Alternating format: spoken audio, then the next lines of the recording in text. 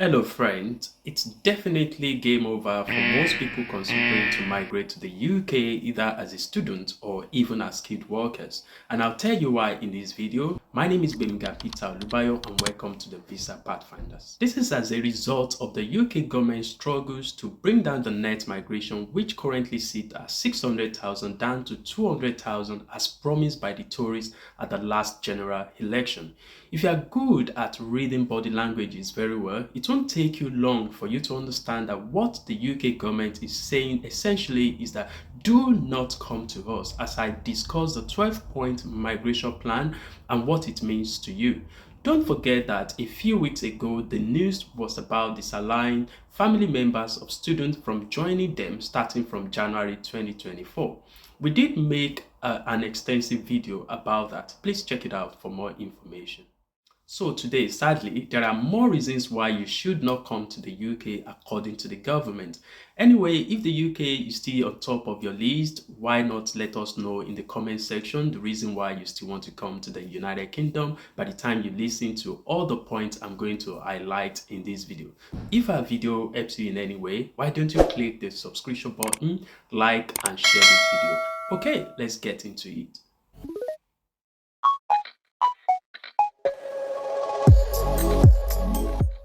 Point number one, which is going to break many hearts, is the fact that the UK government is closing the care workers and senior care workers visa scheme. It is expected that this alone would reduce visa numbers by about 120,000. This is to say that once this is implemented, you will not be able to apply for the care visa any longer. For those who might not know, this was a temporary scheme introduced about 2 years ago in order to support the social care industry.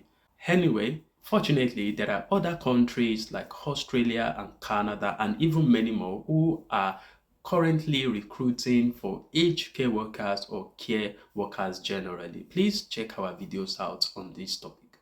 Point number two is about raising the main skilled worker visa salary threshold to £38,000 per year.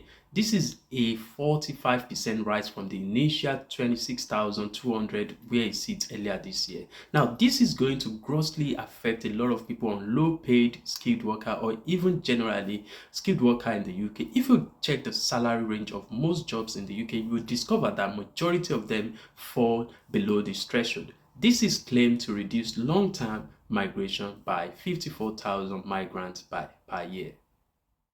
Point number three, the plan hopes to raise the earth surcharge to 2,700 per person per year. This will make a huge impact on the amount of funds going to the UK economy from any potential migrant, whether you're coming as a student or skilled workers alike. What this means actually is that if you have a 3-year visa, you will have to pay £8,100 as part of your visa application alone. So for instance, let's say that you scale the other hurdles and you are eligible to bring your spouse and 2 children, for example. All of you will be paying over 24,000 as earth surcharge alone. This must definitely be a joke, isn't it? Point number four, and of course, as you are aware before that there is a planned closure of the student dependent route, which gives dependent of students the right to work in the UK to those on 1-year master's courses, and which could reduce long-term migration by 75,000 according to the government data.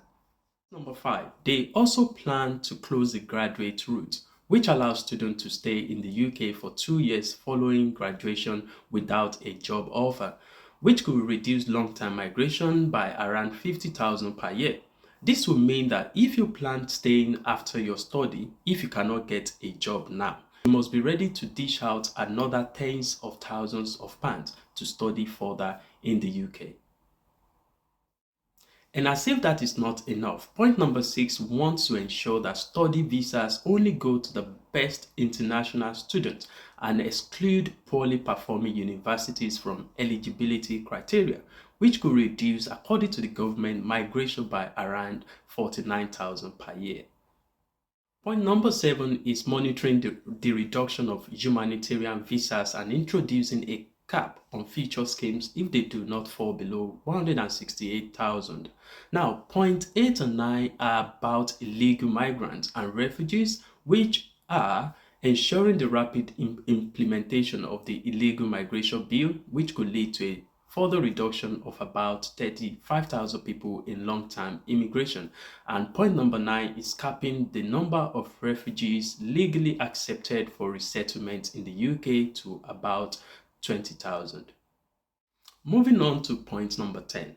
The plan also includes raising the minimum combined income threshold to 26,200 for sponsoring a spouse and raising the minimum language requirement to CEFR B1, which is an intermediate level. Now, this is assumed to reduce the long-term immigration by around 20,000. A CEFR of B1 means that, for instance, in IELTS, your spouse will need an IELTS score of band 4 to 5. Lastly, points 11 and 12 are related to housing and benefits, which are not usually a point of concern for most migrants in the first place. 11 speak about requiring the Migration Advisory Committee to report on the effect of migration on housing and public services in addition to the job market. And 12 is capping the amount of social housing that councils can give out to non-UK nationals at 5% until the number of British families waiting for housing clears. Now, the big question is, are you still thinking of coming to the UK after all this point? Let us know your reasons in the comment section, and subscribe to this channel, like and share our videos if this video has interested you in any way. And don't forget that at Visas Pathfinders, we are happy to be part of your success story. Bye for now.